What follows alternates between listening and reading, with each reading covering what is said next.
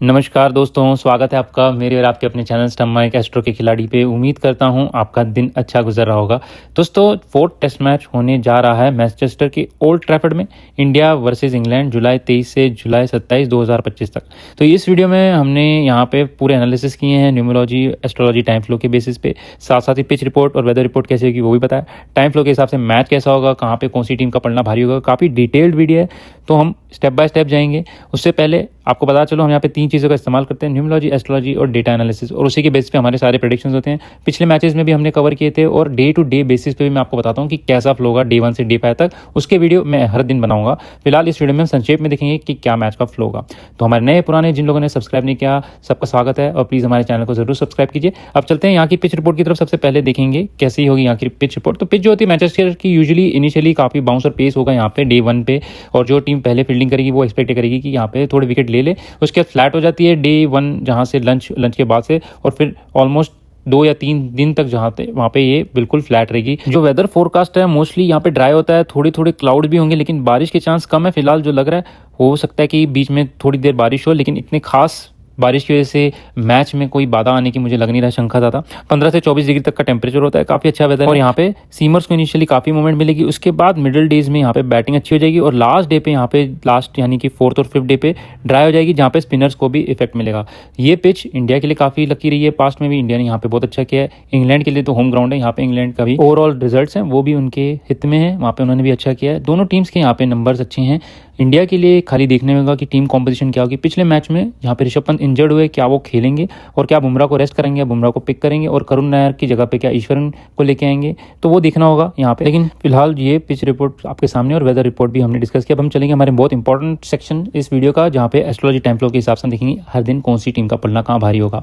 तो डे 1 यानी कि 23 जुलाई वेंसडे, यहाँ पे मैंने एस्ट्रोलॉजी न्यूमरोलॉजी के बेस पे जब देखा है तो सेशन 1 इंग्लैंड की तरफ होगा विदाउट एनी डॉप, चाहे वो बॉलिंग करे चाहे वो बैटिंग करे, दोनों केसेस में यहाँ पे इंग्लैंड का पलड़ा भारी होगा। उसके बाद लंच के बाद जो होगा न्यूट्रल सेशन होगा, हल्का सा इंग्लैंड की तरफ होगा फेवरेबिलिटी, लेकिन सेकंड हाफ जो होगा लंच के बाद का वहाँ पे इंडिया अच्छा करना शुरू कर देगी, और फिर लास्ट का जो सेशन होगा वहाँ पे इंडिया कम बैक करती दिखाई देगी, भले बैटिंग करे बॉलिंग करे। डे 2 अगर हम देखेंगे तो वहाँ पे इंग्लैंड से शुरू होगा, अगेन वहाँ पे इंग्लैंड बहुत अच्छा करती हुई दिखाई देगी, और फिर डे 2 के सेशन 2 और सेशन 3 पे इंडिया कम बैक करेगी, और यहाँ पे हो सकता है इंग्लैंड अगर बैटिंग करे तो ऑल आउट भी कर सकती है, और अगर यहाँ पे इंडिया फर्स्ट बैटिंग कर रही हो तो वहाँ पे वो अच्छा स्कोर भी करता हुआ दिखाई दे सकती है, एंड अच्छा करता हुआ दिखाई दे सकती है। डे 3 यानी कि फ्राइडे जुलाई 25 इंडिया का सेशन होगा पहला। सेकंड सेशन जो होगा वहाँ पे बैलेंस्ड होगा, यानी कि दोनों टीम अच्छा करती दिखाई देगी। इंडिया इनिशियली थोड़ा सा अच्छा करेगी, यानी कि 1 से 1:30-2 बजे तक, और फिर 2 से लेकर 3:30 बजे तक वहाँ पे इंग्लैंड अच्छा करेगी, और फाइनल जो सेशन होगा वहाँ पे इंडिया अच्छा करते हुए दिखाई दे रही है डे 3 पे। डे 4 जो है यहाँ पे इंडिया शुरुआत अच्छा करेगी दोनों सेशंस के, और जो लास्ट सेशन होगा वहाँ पे इंग्लैंड कम बैक करेगी। तो ये बहुत इंपॉर्टेंट डे, सैटरडे जुलाई 26 जो है नंबर 8 पे भी आता है, और साथ साथ शुभमन गिल के नंबर्स भी नंबर 8 के, उनका डेट ऑफ बर्थ 8 पे है, तो उनका लाइफ पाथ 9 है।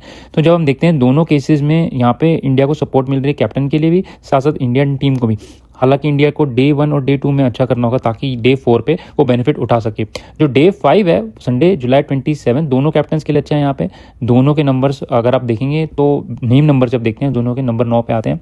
तो यहाँ पे इनिशियली अगर सेशन 1 में इंडिया अच्छा करिए, सेशन 2 हालांकि बैलेंस है, स्लाइटली इंग्लैंड की तरफ होगा यहाँ पे सेशन 2, और जो फाइनल सेशन है वो इंडिया की तरफ होगा। तो मैच में अगर कोई बाधा नहीं होती है, यहाँ पे कोई इंजरी नहीं होती वगैरह, यहाँ पे काफ़ी सेशंस इंडिया के पढ़ने में हैं, इंडिया को काफ़ी फेवरेबिलिटी मिल रही है। अगर आप डे 1 और डे 2 के थोड़े से पार्ट छोड़ दे तो उसके बाद इंडिया के लिए फेवरेबिलिटी, यहाँ इंडिया को बहुत सोच समझ के खेलना होगा डे 1 डे 2 पे। तो जहाँ जहाँ उनके सेशंस हैं वहाँ पे उनको विकेट्स नहीं होगा, अगर वो बॉलिंग कर रहे हैं, अगर वहाँ पे बैटिंग करें तो उनको वहाँ पे स्कोर करना होगा अच्छा, ताकि डे 3 डे 4 और डे 5 पे अच्छा परफॉर्मेंस कर सके। पिछले दोनों मैचेस में मैंने कहा था, जो फर्स्ट मैच है और जो थर्ड मैच है, कि इंडिया की काफ़ी फेवरेबिलिटी है, वहाँ पे काफ़ी अच्छे उनके नंबर्स भी थे, और टाइम फ्लो में भी अच्छा था। इवन लास्ट विकेट बची थी तभी मुझे लग रहा था कि वो स्कोर कर सकते हैं जो बचे हुए रन से जडेजा के साथ, लेकिन वहाँ पे अनफॉर्चुनेटली नहीं स्कोर कर पाए। इंजरीज भी हुई टीम में काफ़ी, और बाहर अंदर भी हुए काफ़ी प्लेयर्स, तो उस वजह से ये नहीं हुआ। बट डे जो मैच है यहाँ पे मेरे हिसाब से इंडिया को अगेन यहाँ पे पढ़ना भारी है इंडिया का। तो देखते हैं इंडिया किस हिसाब से खेलती है। नेक्स्ट फेज जो हमारा है यहाँ पे, तो हम यहाँ पे देखेंगे स्कोर प्रेडिक्शंस कैसी होगी। अगर इंडिया यहाँ पे पहले बैट करता है, ये बेस्ड होता है टाइम फ्लो एस्ट्रोलॉजी के हिसाब से। तो यहाँ पे अगर इंडिया पहले बैट करती है तो डे 1 सेशन 1 से 75 से 80 रन बना सकती है, 1 या 2 विकेट के नुकसान पे।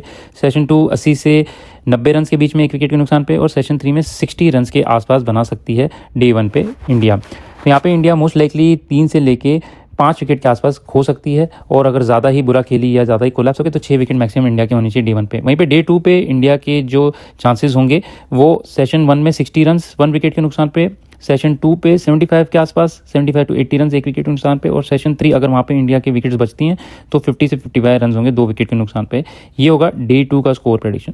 डे 2 या डे 2 के हाफ में यहाँ पे अगर इंडिया ऑलरेडी बैट कर चुकी है तो फिर इंग्लैंड करेगी यहाँ पे बैट, और डे 3 का अगर मैं सेशन यहाँ से शुरू करूँ तो 60 से 65 रन बना सकती है फर्स्ट सेशन में। अगेन इंग्लैंड का काफ़ी वहाँ पे पड़ना भारी होगा, याद रखें। सेशन 2 में वहाँ पे रन भी बनेंगे लेकिन विकेट्स भी गिरते हुए मुझे दिखाई दे रहे हैं इंग्लैंड की तरफ से। सेशन 3 में 60 से 70 रन बनाएगी इंग्लैंड 1 विकेट के नुकसान पे या मैक्सिमम 2 विकेट के नुकसान पे। जो डे 4 होगा वहाँ पे इंग्लैंड के काफ़ी विकेट्स लूज होंगे, वहाँ पे सेशन 1 में 50 से 55 रन बनाएंगे लेकिन 1 से 2 विकेट खोएंगे, और 60 से 65 रन बना सकते हैं 2 से 3 विकेट के नुकसान पे सेशन 2 में। अब मुझे यहाँ पे लगता है इंडिया की बैटिंग ऑलरेडी आ चुकी होगी, और यहाँ पे फिर इंडिया डे 4 और डे 5 में स्कोर करके फिर वहाँ पे इंडिया पुश भी कर सकता है डिक्लेरेशन की तरफ, और साथ साथ ही अगर इंडिया चाहे तो वहाँ पे डे 4 के एंड में भी इंग्लैंड को बैटिंग करने के लिए ला सकते हैं। सब कुछ डिपेंड होगा डे 1 डे 2 पे इंडिया कैसे बैटिंग करती है फर्स्ट। तो टोटल रन जो मुझे लग रहा है 790 830 के बीच में होना चाहिए इंडिया का, अगर यहाँ पे इंडिया पहले बैट करती है तो। और मैं ओवरऑल दोनों इनिंग्स के स्कोर की बात कर रहा हूँ। वहीं पे अगर इंग्लैंड पहले बैट करती है बहुत ही सिमिलर स्कोर होगा, और विकेट्स भी सिमिलर ही गिरती हुई दिखाई देंगी। जो इसमें चेंज ये होगा कि इंग्लैंड डे 3 और डे 5 में काफ़ी स्ट्रगल करती हुई दिखाई देगी स्पिन के अगेंस्ट। वहाँ पे जो सेकंड इनिंग्स में उनको लीड मिलनी है वहाँ पे लीड नहीं मिल पाएगी जैसे इंडिया को लीड मिल रही थी अगर पहले बैटिंग करिए। तो ये देखना होगा अभी इंडिया किस हिसाब से टीम पिक करती है, कौन टॉस जीतता है, कौन पहले बैटिंग लेता है और कौन सेकंड बैटिंग लेता है, उस हिसाब से ये फ्लो होगा। मैंने आपको सिर्फ एक फ्लो बताया, दूसरा फ्लो तो मैं आपको जैसे ही टॉस होगा और एग्जैक्टली जो मैच का सिनेरियो होगा उस हिसाब से बताऊंगा आपको। वो मेरे टेलीग्राम चैनल पे तो उसे ज़रूर ज्वाइन कीजिए, बट फिलहाल जो मुझे लग रहा है ये फ्लो होना चाहिए अगर यहाँ पे इंडिया पहले बैट करती है तो। अब हम देखेंगे ड्रीम 11 के लिए जो लोग यूज़ करते हैं लकी प्लेयर्स और वेरी लकी प्लेयर्स, उनकी लिस्ट मैं आपको देता चलता हूँ बेस्ड ऑन एस्ट्रोलॉजी और न्यूमरोलॉजी दोनों चीज़ों का यहाँ इस्तेमाल किया। तो इंडिया की तरफ से गिल, जायसवाल और नीतीश रेड्डी बहुत ही लकी है। इंग्लैंड की तरफ से स्टोक्स और ब्रुक बहुत लकी हैं। ये लिस्ट आप देख लीजिए, इनकी स्क्रीनशॉट भी ले सकते हैं, इन्हें यूज़ भी कर सकते हैं। वहीं पे अगर लकी की तरफ देखिए तो राहुल, जडेजा, दीप, जुरैल, ठाकुर और सुंदर बहुत लकी हैं, और इंग्लैंड की तरफ से पोप, क्रॉली, डकेट, रूट और कार्स बहुत लकी हैं। वहीं पे न्यूट्रल की तरफ चले Pant, Bumrah, Siraj, Eswaran, Arshdeep, Smith, Archer, Woakes और डॉसन। ये सारे प्लेयर जो हैं मुझे लग रहा है बिलो न्यूट्रल है, इनके नंबर्स कुछ खास नहीं है। वहीं पे देखना होगा कि क्या पंत खेलेंगे अगला मैच या उनकी जगह पे जुरैल को पिक किया जाता है, और वहीं पे क्या करुण नायर खेलेंगे या उनकी जगह पे साई सुदर्शन, ईश्वरन को पिक किया जाता है। जो सामने आपके स्क्रीन पे आ रहा है इसमें मैंने सिर्फ न्यूमरोलॉजी यूज़ की है, तो वेरी लकी में ईश्वरन, शुभमन गिल, जडेजा, नीतीश कुमार, मोहम्मद सिराज और आकाशदीप आते हैं वेरी लकी में। लकी में केएल राहुल, जायसवाल, कुलदीप, अगर कुलदीप को लिया जाता है तो काफ़ी लकी हैं। शरदुल ठाकुर, करुण नायर, वाशिंगटन सुंदर, ध्रुव जुरैल, ऋषभ पंत और जसप्रीत बुमराह। अगेन जसप्रीत बुमराह को रेस्ट कराते हैं या खिलाते हैं मैच, वो देखना होगा। और इन लिस्ट में जो प्लेयर्स के नाम मिसिंग है वो न्यूट्रल और बिलो न्यूट्रल में आते हैं, तो उनके नाम मैंने नहीं लिखे वहाँ पे। इंग्लैंड की तरफ अगर चलूँ तो Ollie Pope, Joe Root, Ben Stokes, Ben Duckett, Brydon Carse और जिमी स्मिथ है जो वेरी लकी में आते हैं। लकी में आते हैं जैक क्रॉली, क्रिस वोक्स और जोफ्रा आर्चर।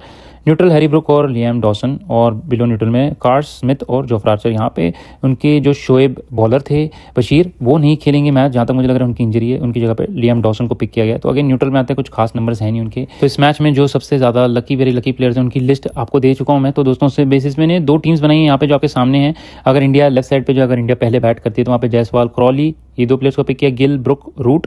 वहीं पे Jamie Smith, Ben Stokes, Ravindra Jadeja, Carse, Kuldeep Yadav अगर उन्हें लिया जाता है यहाँ पे तो, नहीं तो वाशिंगटन सुंदर स्पिन के लिए, और साथ साथ ही अर्शदीप, आकाश या सिराज, जो तीनों बॉलर्स के नंबर्स अच्छे ही है यहाँ पे। अर्शदीप के थोड़े बिलो न्यूट्रल आते हैं लेकिन मुझे पता नहीं कि उन्हें टीम में लिया जाएगा नहीं, बट आकाशदीप और सिराज दोनों में से आप पिक कर सकते हैं, अच्छा करते हुए ही दिखाई देंगे। वहीं पे राइट साइड पे जाके वो टीम अगर वहाँ पे इंग्लैंड पहले बैट करती है तो Zak Crawley, KL Rahul, Shubman Gill, Harry Brook, Joe Root, again यहाँ पे स्मिथ को लिया जाएगा या आप ध्रुव को भी ले सकते हैं, मुझे नहीं लगता ऋषभ पंत खेलेंगे। स्टोक्स, जडेजा, कार्स, कुलदीप और अर्शदीप, आकाशदीप या सिराज में से कोई एक। तो वेरी सिमिलर टीम है दोनों केसेस में। आप ध्यान रखें कि जो मैंने टाइम फ्लो आपको दिखा था उस हिसाब से टीम पिक की। यहाँ पे मैंने इमोजीज भी डालने की कोशिश की। जो आपके ग्रीन चेक मार्क है वो है प्लेयर जो लकी हैं, जो फायर है वो है वेरी लकी, तो उन्हें डेफिनेटली टीम में पिक कीजिए। कैप्टन वाइस कैप्टन के लिए भी वो काफ़ी अच्छे कैंडिडेट हो सकते हैं। उनके अलावा जो वाइट में है वो न्यूट्रल में आते हैं तो उनको आप पिक कर सकते हैं, या उनकी जगह पे दूसरे विकेट कीपर ऑप्शन हो उन्हें पिक कर सकते हैं। हालांकि मेरे ख्याल से विकेट कीपर ही है दोनों जो न्यूट्रल में आ रहे हैं वहाँ पे, तो उसमें जो ऊपर खेलते हैं ज़्यादा करके वही बेटर करता हुआ दिखाई दे रहे हैं मुझे इस मैच में, तो ध्रुव जुरैल को पिक कर सकते हैं।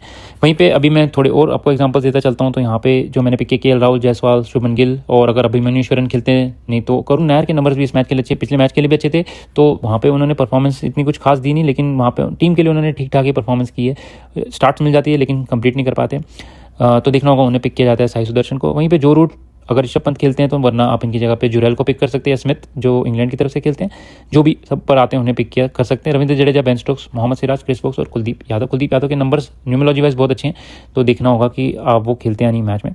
फाइनल जो टीम है यहाँ पे इंग्लैंड बैट करती है, तो Zak Crawley, Ben Duckett, Ollie Pope, Joe Root, इनको पिक किया मैंने इंग्लैंड की तरफ से। Shubman Gill, Jimmy Smith, Ben Stokes, Ravindra Jadeja, Jofra Archer, Mohammed Siraj और कुलदीप यादव, तो ये प्लेयर्स पिक किए दोस्तों। इनके अलावा काफ़ी प्लेयर ऐसे जो लकी वेरी लकी में केएल राहुल हैं, जायसवाल हैं, जिन्हें आप पिक कर सकते हैं। उनके अलावा अगर आप बॉलर्स में देखें तो वहाँ पे अर्शदीप सिंह भी हैं जो इंडिया की तरफ से अच्छा कर सकते हैं अगर उन्हें पिक किया जाता है, या आकाशदीप हैं जो पिक किया जा सकता है, उनके नंबर्स भी अच्छे हैं तो उन्हें भी पिक कर सकते हैं। वॉशिंगटन सुंदर है, अगर वो खेलते हैं तो कुलदीप यादव की जगह पे उन्हें भी पिक किया जा सकता है। तो ये रहे मेरे थोड़े टीम सैंपल्स आपके लिए, आप इनको पिक कीजिए। जो वेरी लकी है वो होते हैं जो प्लेयर्स जिनके नंबर्स बहुत ही अमेजिंग है इस मैच के लिए, यानी कि आउट परफॉर्म कर सकते हैं। और उनके अलावा जो लकी होते हैं वो प्लेयर्स होते हैं जो अच्छी परफॉर्मेंस देंगे ओवरऑल। हो सकता है उनके जितने एक्सपेक्टेशन उतना ना कर पाए, लेकिन जो न्यूमरोलॉजी टाइम फ्लो के हिसाब से भी आते हैं वो अच्छा करेंगे वहाँ पे ओवरऑल मैच में, यानी कि या हो सकता है बॉलिंग में कर जाएं, बैटिंग में करें, या कहीं ना कहीं वो अपना इंपैक्ट जरूर छोड़ के जाएंगे। जो न्यूट्रल और बिलो न्यूट्रल में होते हैं वो यूजुअली अगर अच्छे टाइम फ्लो में आए तो बहुत अच्छा कर सकते हैं, वरना उनके हिट एंड मिस परफॉर्मेंस हो सकती है इस मैच में, तो उनके ऊपर बैट लिया जा सकता है, आप बैट कर सकते हैं, लेकिन वो परफॉर्म करेंगे नहीं करेंगे थोड़े रिस्की हो सकते हैं।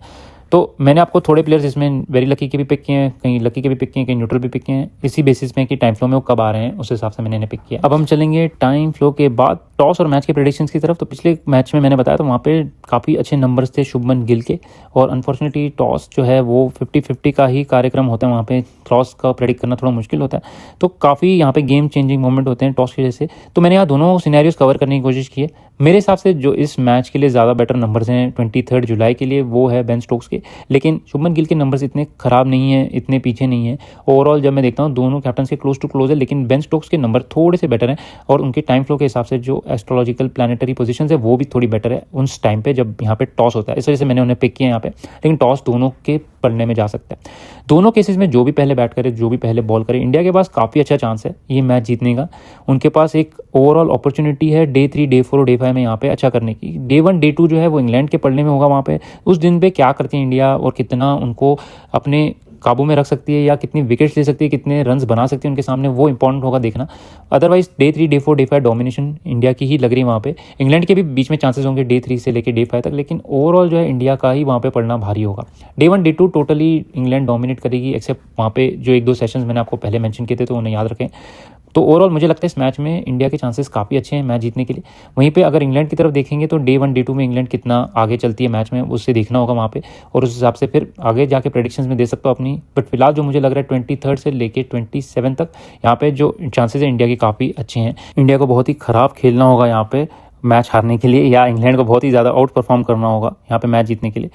तो ये रहे दोस्तों मेरे प्रेडिक्शंस डे 1 से डे 5 तक। मैंने आपको फ्लो भी बताया कैसा होगा, स्कोर प्रेडिक्शंस भी बताई हैं, साथ साथ ये भी बताया कौन से प्लेयर्स लकी हैं, कौन से वेरी लकी हो सकते हैं। कैप्टन दोनों के नंबर्स मैंने आपको बताए हैं, कौन से कैप्टन ज़्यादा बेटर लग रहे हैं, कौन से कैप्टन के नंबर ज़्यादा बेटर, डोमिनेशन कौन से कैप्टन करता हुआ दिखाई देगा।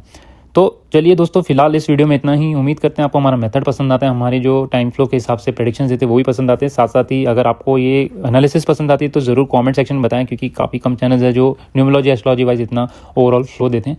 तो हम उम्मीद करते हैं आपको ये हमारा मेथड पसंद आता है। फिलहाल दोस्तों इस वीडियो में इतना ही। हमारे चैनल को जरूर सब्सक्राइब करें, लाइक और शेयर करें। नमस्कार, आदाब, सत श्री अकाल और जय हिंद दोस्तों।